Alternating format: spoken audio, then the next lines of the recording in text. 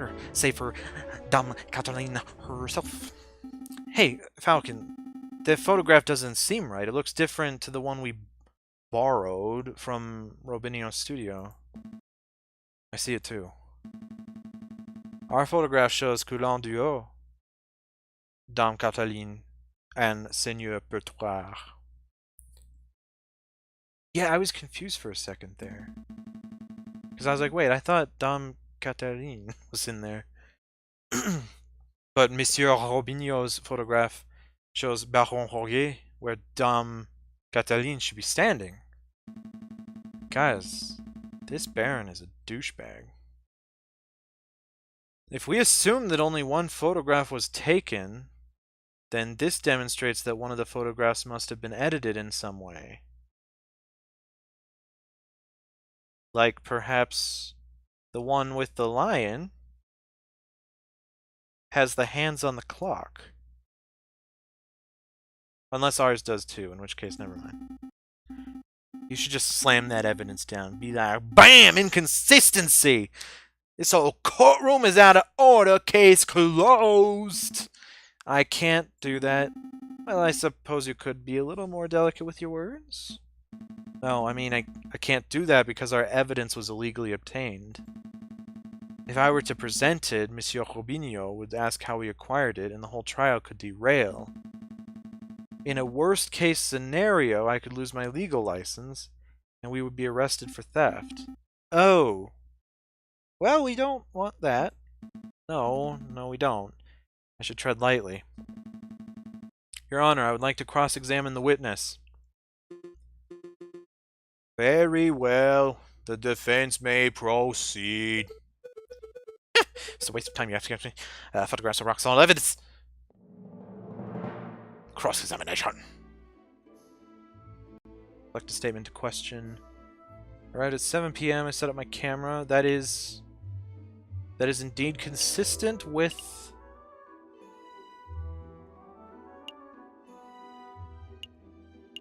what we heard.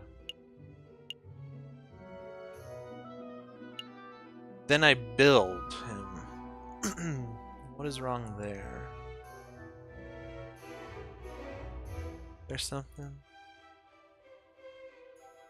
Set up my camera.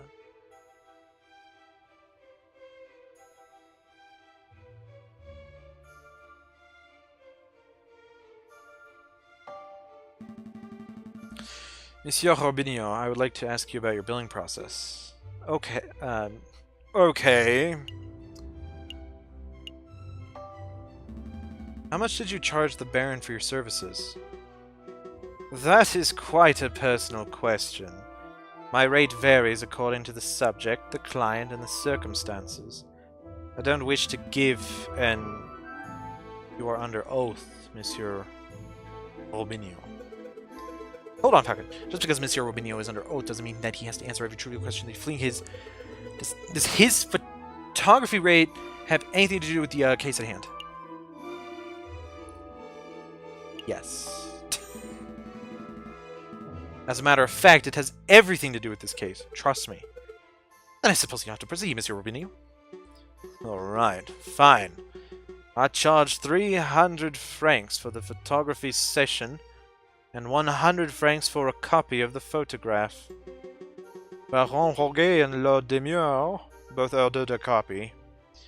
So I received a total of 500 francs on that evening. Wow, I'm in the wrong profession. So Falcon, what is the significance of this number? Pardon? You said that the payment rate had everything to do with the case. So now tell us, what is the significance of a number? Oh, well, it's big. Yes, oh? So, I'm a little envious, to be honest.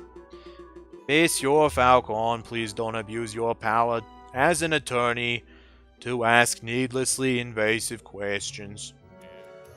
Stalling, what a buffoon. He lost a little favor with the jury. That's not good. Do you have another question about the bill? No. Select a statement to question.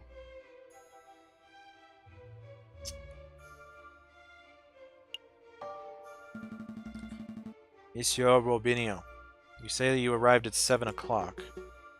Give or take a couple minutes, yes. There we go. How long did it take you to set up your camera? It took perhaps 25 minutes to find a shooting location, put together the camera and ready the film. So you arrived at 7. And the photograph took place at 7:30. And you spent 25 minutes setting up. That leaves 5 minutes unaccounted for. Falcon, surely you aren't suggesting that Mr. Rubinio did something nefarious in the small window of time.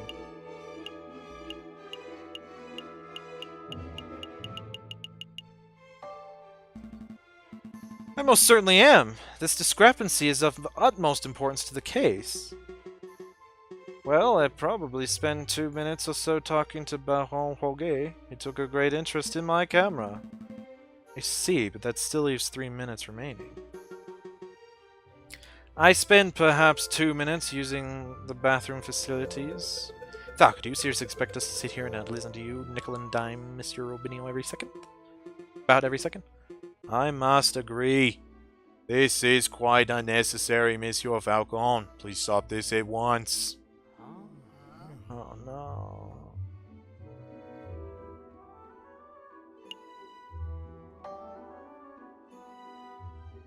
Not sure what to say.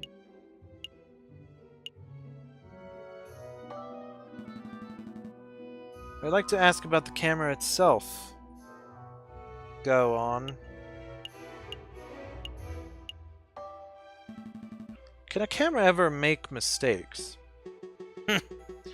Now there's a question only an imbecilic, technophobic Philistine could ask.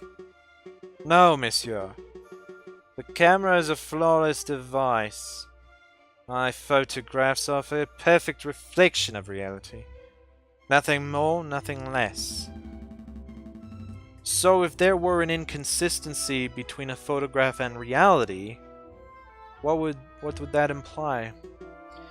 An odd question. I don't think such a thing could ever be possible. But if one were to see such a thing...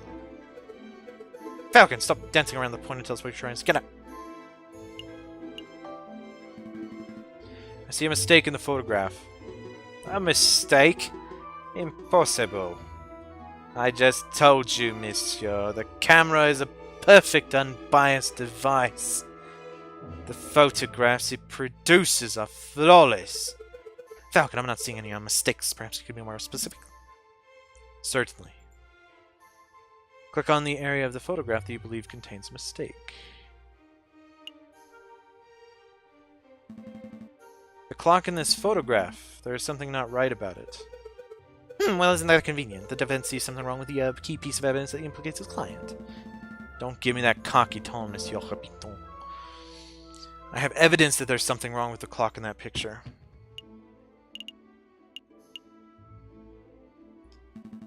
The photograph clearly shows the clock's hands pointing at 7 and 6. That much is self-evident. Which is most curious because the clock in the lounge of Chateau Crinière has no hands. It has no hands? The clock is merely a decorative piece, a talking item. Feel free to ask Baron Roguet or his housemaid if you have doubts. Monsieur Robinio, how do you explain this discrepancy? I don't know. There must be some sort of mistake. My camera is flawless. There's no mistake, monsieur.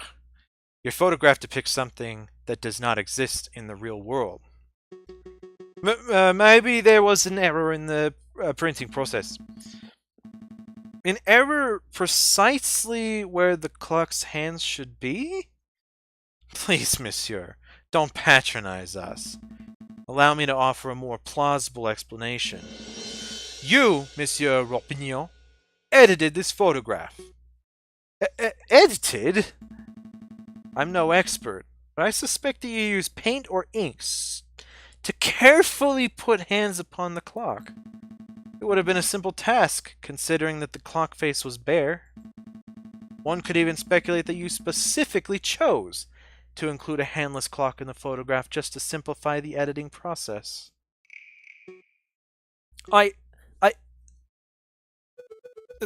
Falcon, your reasoning is absurd. Why would the witness do such a thing? Is it not obvious? By showing the photograph to have taken place at precisely 7:30, it clears all the photograph subjects of suspicion. In other words, Monsieur Robinho created a perfect alibi.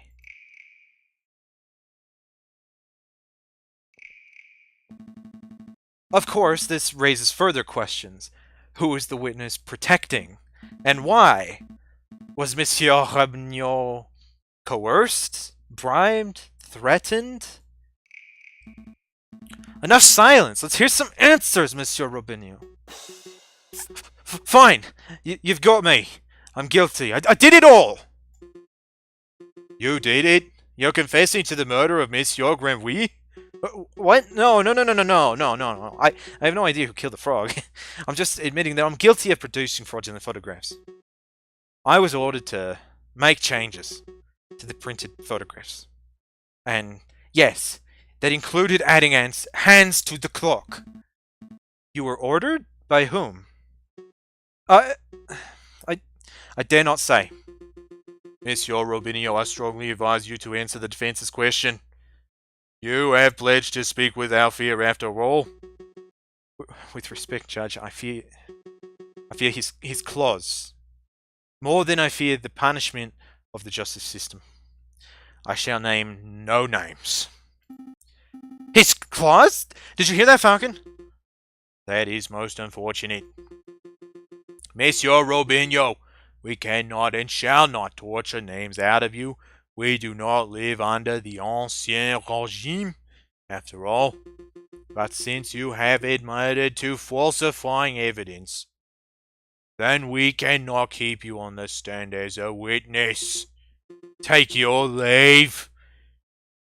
You shall be charged with perjury in the case. It occurs. I lost his accent. No! His claws. Yeah. That's kind of interesting. Okay, I was actually thinking, what if it was the dad? But now I'm thinking, well, yeah, lions have claws. So, I mean, the evidence is mounting. It's too bad he's not a mounting lion. I can't protest. That's the least I deserve for my failure as an artist. Good day, messieurs. Intriguing. Pretty convincing.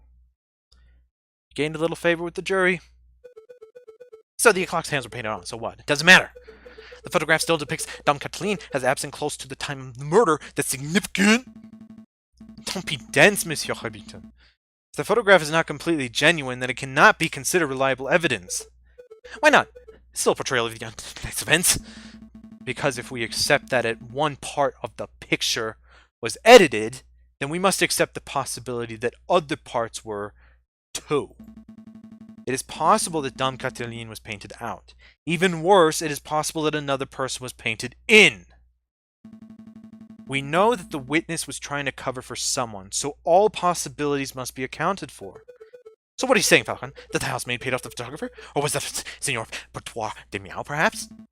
I don't think so. The housemaid lacks a means or motive, and it wouldn't make sense for Senor Bertois to implicate his own daughter. Well, sure, they are not suggesting that the honest and beloved Baron deliberately tried to frame Dame Kathleen, because that would be the most outlandish theory yet. The Baron has a pillar of a carp. He would never do such a thing. Monsieur Harpington, not here to throw accusations. That's the job of you, the prosecutor. However, perhaps I should offer my opinion. Baron, it's not time for your witness testimony yet.